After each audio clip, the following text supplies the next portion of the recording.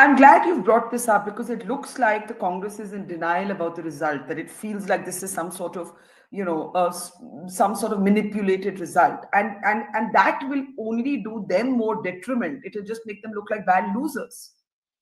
No, absolutely. I think whether you lose or you win election, if you lose election, you have to accept that there must be something wrong on the part of party's campaign.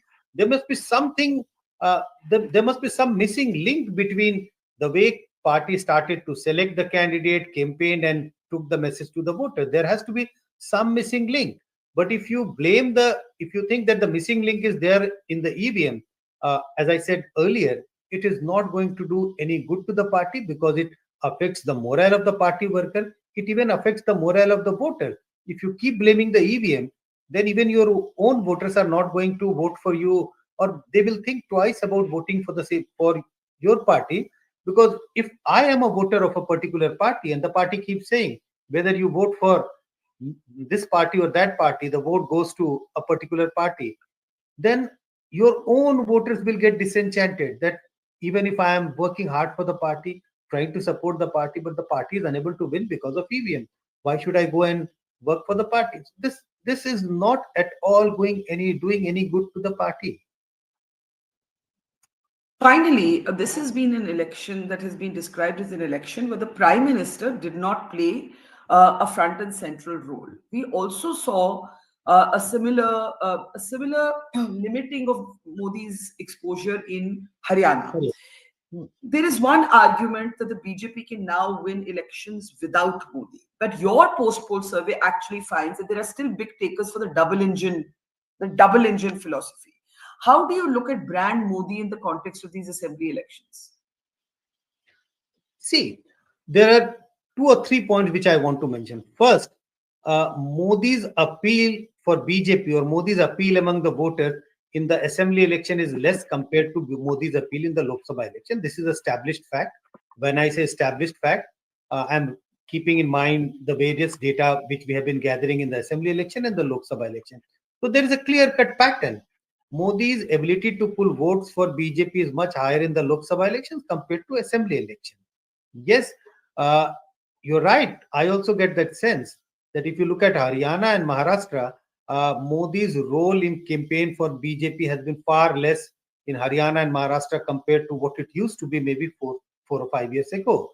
Uh, it is true. I would also say that yes, uh, this victory of BJP is despite Modi's putting in a lot of effort leading the campaign from the front.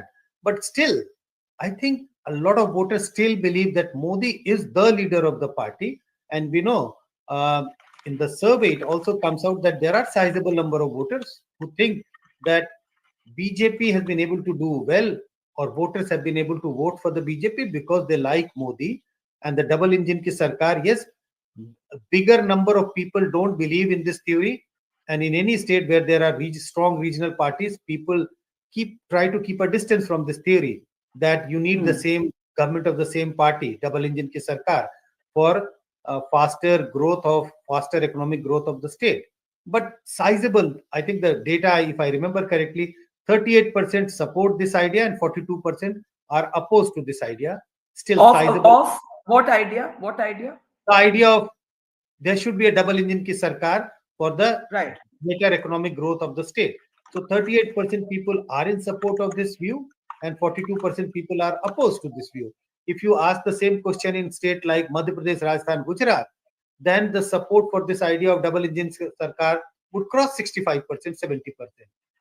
But still in a state with very strong regional parties, a sizable number of people still believe that they would like to have a government of the party which is in power at the center, and that actually also helped the Mahayuti Gadbandhan mobilizing votes for the alliance. I think also there's one more point that the last minute shift is a big thing in these elections. We figured out two new things in this election. A very large number of people, almost 45% people, took their voting decision in the last 2 days. And there is Hmm. a shift in the last 2 days in favor of Mahayuti. Second, a very large number of voters said candidate mattered to them more in these elections compared to the party. And if you look at all those for whom candidate mattered, which is roughly in the range of 50% voters, very large number. Parties did Yeah. 30%, and among those, a very large number, almost 60%, voted for the Mahayuti. So can the voters also figured out, or in terms of voters' perspective, the candidates put up by Mahayuti Gadbandhan Alliance was much better compared to the candidates put up by the Mahavikas Aghadi's alliance partner.